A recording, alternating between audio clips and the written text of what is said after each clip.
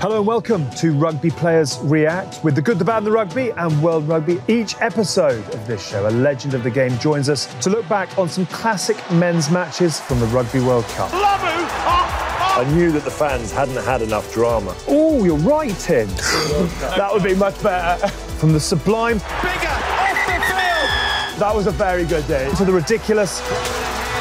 Surely. What a shocker. We'll be getting the insights of the greatest games that have been played in rugby's finest tournament from those who starred in them. Biggar, he's got it! Tins is back once again. Hello. And joining us today is a man who's been operating at the highest level for well over a decade. He is twice a British and Irish Lion. He is the current Wales captain, also a current Northampton Saint. Very warm welcome to Dan the Man Biggar. Thanks, Art. Good to be here. Thank you very much. Do you just quickly want to show everybody? We are a show where there are no airs and graces. One shoe on and one shoe off. I feel I picked up two right shoes coming down today. My wife. Can you just show the camera, please? In fairness, my wife went to Spain at like 6:30 this morning on a family holiday, so I was out of the house early and in a bit of a rush. I've picked up Captain of Wales. Just given us so much ammo that you literally cannot function without her. What you should have said is it's your standing foot when you're kicking at goal. It just needs a little rest. That would have been. Can we edit that? Yeah, no, we can't. That's mine. Very nice to have you with us. So, as you will know, the point of this series is to reflect on classic World Cup matches from the past, but with a nod to what is to come this summer. But the game that we're going to look at is actually against South Africa, Wales against South Africa in the quarterfinals. But before then, Tins and I are going to go through a little exercise in self-flagellation because that's our want. You'd obviously come through an incredibly tough pool game against England, but your win over Stuart Lancaster's side was truly remarkable. It is one of those sort of iconic Rugby World Cup moments. And you can try and hold the smile, but you don't have to.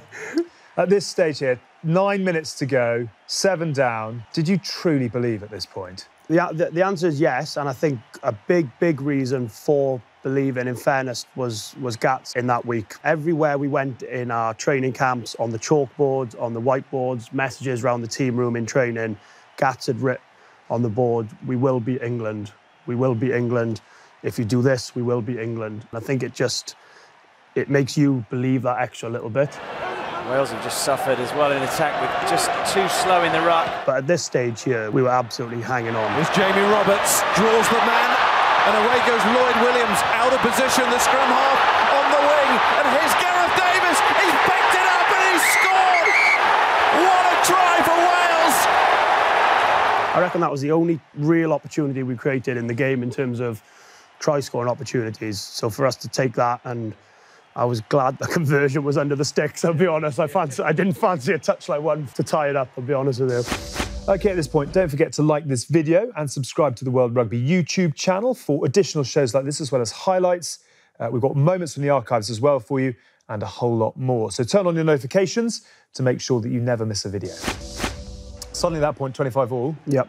And then the kickoff comes. And at that, you, as a team, particularly at this point, you were so good at sort of grabbing that swinging momentum. Was that a conscious thing amongst the team? I think the message came on, I remember this, because we got ourselves obviously back to 25 all, and for the next minute or so, there was a bit of kick tennis, and I think both teams almost didn't want to lose the game. Yeah. We knew that we just had to stay in it. What England wanted was go away from our system, give them a chance to maybe pick up a three or kick to the corner. So from our point of view, it was very much just don't give them anything in our half to have a sniff at. We wanted to put as much pressure on them in their half as possible to try and pick up something like this. This is going over. He'll never have a better moment to have more adrenaline in the body. Biggar, it's got it, it's there! We asked all week, what is Warren ball? I think we have the definition. Sometimes in your career you have big moments which sort of make you, I suppose, and this was right up there for me. But were you someone, even at that distance, just so confident about your routine? Did you ever get sort of sweaty about those kind of moments? I'll be honest, I suppose that was the first big game where I've been the main goal kicker as well. Knowing how these games tend to go, goal kicking is normally quite important. Yeah. So I think from my point of view, I was really nervous leading up to the game. And then when I got to the ground, I remember the bus parks just outside the gates at Twickenham. Walking through, I felt that was when I felt the most relaxed almost. Sort of felt like, yeah, this is sort of what I've wanted, and feel like this is kind of my stage, I suppose. What I love is how hard you're trying to suppress the smile. There are good days. Yeah, that was a very good day. Yeah, that was one of the best. Yeah. Shall we have a look at the best moment of all then? Because I think what would have been 75,000 Englishmen were pretty pissed off with you at this point. Wales can count it down. Davis looks to the referee. Little glance at the clock. He's all aware. Wales are going to win this. They've done it. Biggar off the field. Wales have done it. They have beaten England at Twickenham. And I mean, it's quite antagonistic to kick it off backwards. There's a definite I finger. think it was about 70. I think it was still about 2 seconds. So I think I had to buy a second or two. And yeah, of course there was 2 seconds. Yeah, it was 85 to 81. Yeah.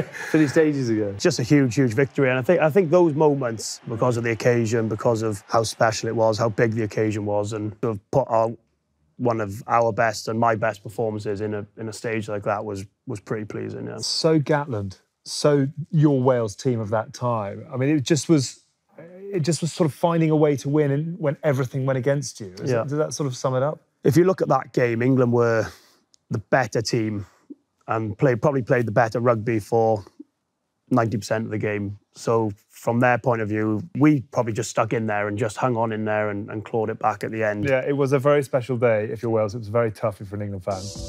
Worth saying at this point, we'd love you to leave a comment. We'd love to hear what you would like us to get into on Rugby Players React. So do make sure you leave a comment down below. So after beating England, Wales were edged out by the eventual finalists, Australia, and that left Wales with a tricky route to the final. So there was a quarter-final against South Africa at Twickenham for them to look forward to, which would be followed by a potential semi-final against New Zealand. But there was plenty of confidence in the Welsh camp coming into this one. Despite only 2 wins in 30 against the Box, this was a South African team, led by Handre Pollard, that had been described as stagnant in the build-up to the tournament. They were, of course, also the team that had taken a knee to Japan in one of the great Rugby World Cup moments. So going into this one, were you expecting a South African side who'd sort of won it in 95, won it in 07 and knew what they were doing? Or were you expecting a side who had fallen over in the world's greatest ever upset? We were expecting the full South Africa here, even though I think almost the defeat in Brighton was almost gave them a real kick up the backside and really kicked them into gear. From that defeat, they went back to typical South Africa game plan in terms of territory, set piece, box kicks, and just doing the basics well, because that's what makes South Africa, and that's what all the success that South Africa have had, that we knew we were in for a serious challenge, and we'd obviously lost quite a few players. We weren't able to pick our first 15 from what we would have wanted to. And in some ways, particularly under Gatland, he is the master at sort of motivating players and getting every single ounce of ability out of them. Did you sense that in the team that he'd picked, that this wasn't just a bunch of also-rans? No, people brought in were ready to do the job? There's absolutely no doubt that whoever you were, whether you were a 100 cap international or you were brand new coming into the squad, Gats knew how to get the best out of you. So whenever you came together on the field, you knew that the confidence in you was sky high. You knew that you were there for a reason.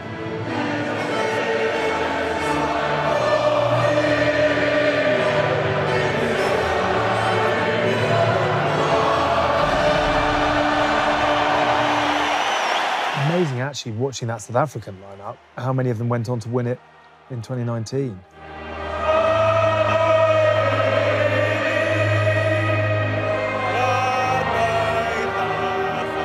The Sheriff, anthem singer. Good anthem singer. One of the best anthem singers in the world. We often think Lawrence is right up there, but yeah, he'd be right up there. Not quite sure how much is for the camera, but he's no different for Lawrence. It was really actually quite strange going to Twickenham and not playing England as well. Yeah, I remember being in the lineup thinking, we're in a World Cup quarter-final here. You know, this is slightly different and a little bit above and beyond, really. And I remember thinking, this is pretty special to be a part of.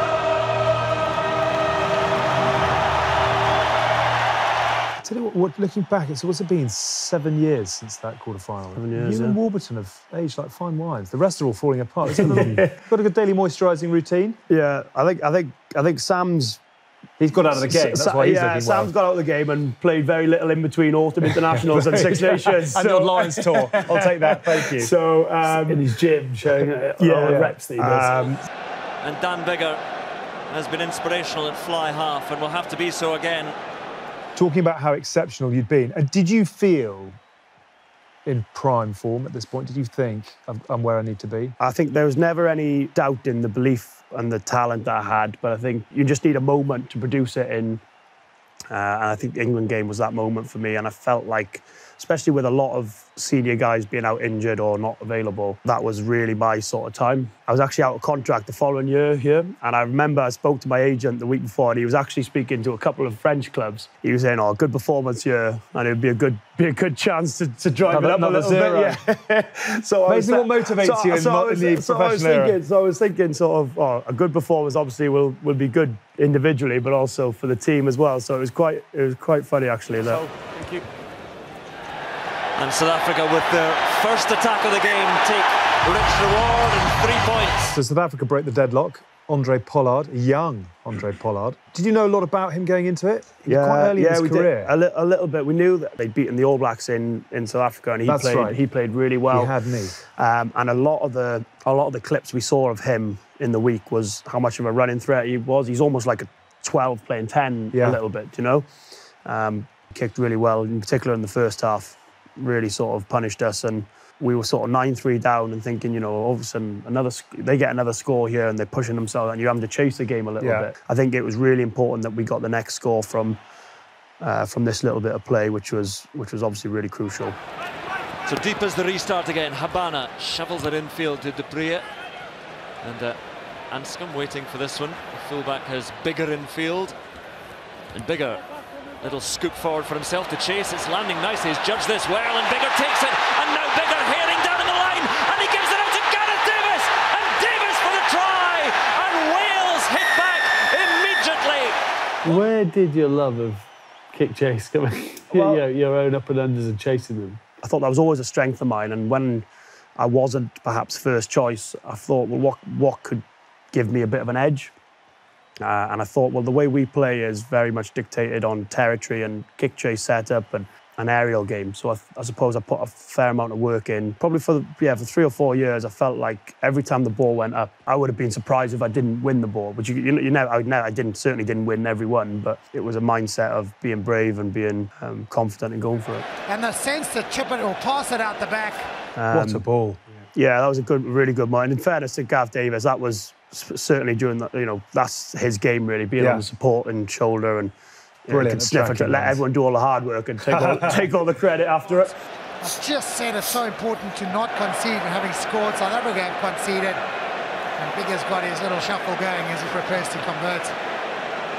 Again, talk us through this. This needs a great explanation. I don't really know where it came from. It was, I think, when I mentioned to you about the England being really nervous. I really want to set it to like the Bee Gees or something. Do you know what I mean? It needs some disco behind it. And Biggar's got his little shuffle going as he prepares to convert. I think I was a little bit more on edge goal kicking because of obviously higher stakes, higher pressure, and I'm quite fidgety in general anyway. So it was kind of just making sure I felt really comfortable. And does this make you feel comfortable in the constant? This is making me feel. Exactly. This is making me feel very. If we can go back to the kick against England on a loop, that would be no chance.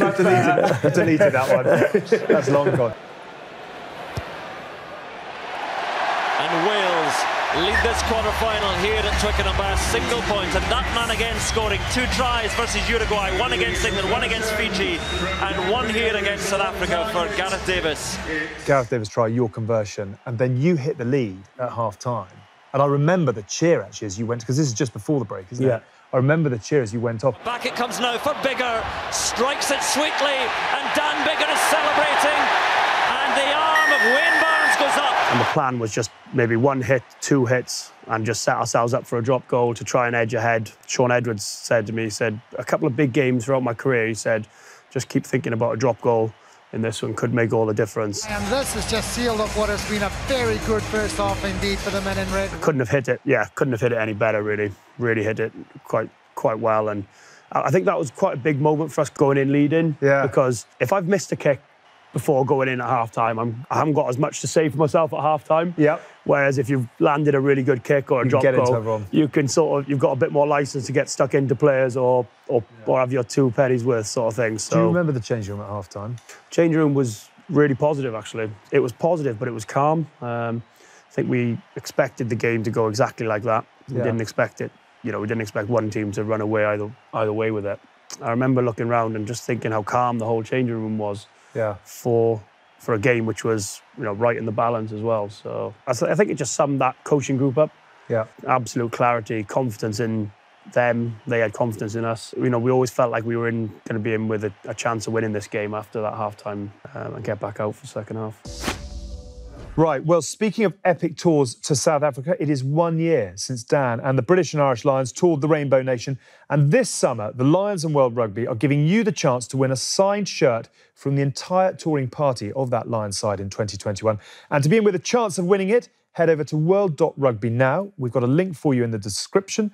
Do read the terms and conditions carefully, and we would like to say a massive thank you to our friends at British and Irish Lions for supplying this fantastic prize. Go get involved. Let's get back into it. So there is an astonishing stat which shows just how far Wales had to go to hang into this game. After 51 minutes, they'd made 112 tackles in the game, which is, I mean, can you put into context the workload that is? Yeah, we struggled after half-time as well. We didn't quite come out of the blocks. We thought that if we just played territory, things would happen. Look, we didn't shut up shop. But I think we thought, right, let's just work South Africa, make them break a little bit. And it sort of just kept inviting them back a little bit at us. And all of a sudden then we were just clinging on and clinging on and clinging on. And they're great at multi-phase rugby in terms of continuous big guy around the corner, big guy around the corner, and they just keep coming, don't they? They play off 9 so much, and that's, for a lot of teams, the ratio between playing off 9 and 10 is a bit more even, whereas when you play against South Africa, you know that you're going to have to defend for lots and lots of phases, which is why when you play South Africa, you know that you're going to have to make a lot of tackles because they're coming off 9 all the time, as opposed to making you sort of think too much about what lines they're going to run or what moves they're going to run. They're coming pretty straight and direct. And all they're after is penalties to allow them those set pieces in your own half. I love Martin Johnson's line, which is South Africa have plan A, and if that doesn't work, they come back to plan A. So you obviously knocked over another penalty. Oh, it's sweetly struck by Dan Biggar. It has the distance, the direction, and Wales have 3 more points and they stretch their lead. The box hit back with a Pollard drop goal to make it 16-15. Deep it comes, drop goal attempt from Pollard. Pollard strokes it forward and it is good from Handre Pollard. Both sides then knock over another one. So with 10 to go, Wales up by 1. 1 point in it. Forward they drive. This great World Cup country, South Africa, they always seem to know how to do it. Dupree has been there before in 2007. What we're watching here is exactly what South Africa do, and even more so when you're only a point up and they're in your half, it's very difficult to put pressure on the ball. And there is Willem Alberts. Really do have some big creatures on the side now, South Africa. It's very difficult to take an extra... They're comfortable. You're not really going to focus on it, They know that you're not going to go particularly hard at the breakdown. Then you're probably not going to be right on the limits of your offside lines. You can't pressure the ball, which allows the ball to be on a plate, and it allows them just to have exactly what they're doing. You know, phase after phase, phase after carry phase. after carry.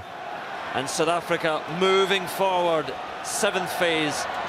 I mean, what can you do at this point? It's for this, we always used to speak about, you always need, in a set like this, you need 1 or 2 tackles, a sort of momentum swing. Yeah. A dominant hit that slows the speed of the ball. As you get knocked there. Got on the wrong side of, I think that was it Surfontaine, I think? Yeah, Jan Surfontaine. How this Welsh defence still stands, and it has to again, 11 phases. Yanni du Plessis. And Wales cry and cheer again as they strip it once more.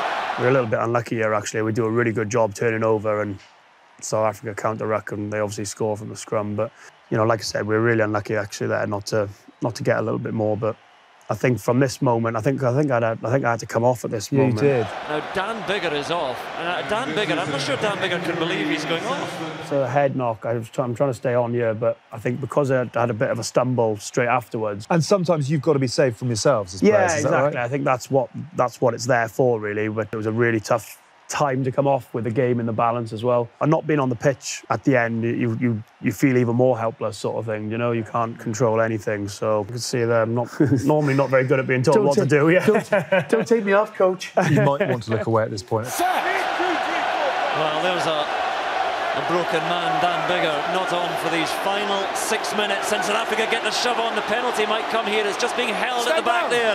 Wales have to be stout. Vermeulen picks up and goes. Slips it away to Fourie du Preez. And du Preez for the try. And South Africa's captain may have put them into the quarter-final semi-finals of the World Cup. Fourie du Preez. I mean, it's a brilliant bit of skill from Vermeulen, isn't it? And a great finish. But any try you concede, you always think you can do better. And I think maybe we could have been a bit tighter up there, or maybe Lloyd could have gone. Lloyd could have pressurised. Yeah, could have gone at the base a little bit more. But I actually remember this moment quite well. As it set up, I was going, why is Cuthbert tucked so far behind the scrum? Cuthbert's probably got to cover the chip behind, yeah, so he'd be... But you start out there, so they see you sort of out there protecting that side, and then you can drift across. I think he starts in behind, and it offers them 15 metres for Vermeulen to do that. It's just one of those where, again, when you look back at it now, it's an easy solve. I've never made a mistake sitting on the sofa watching a game of rugby in my life, so... Cuthbert was left catching a little bit of air, and the backflip just sublime from South Africa's big number 8, Dwayne Vermeulen. Game-changing, World Cup changing. Cool, calm and collected in the coaching box. How he didn't burst the blood vessel, I'll never know. It's going to be tough. And there's a man who will not believe that he's sitting on the sideline.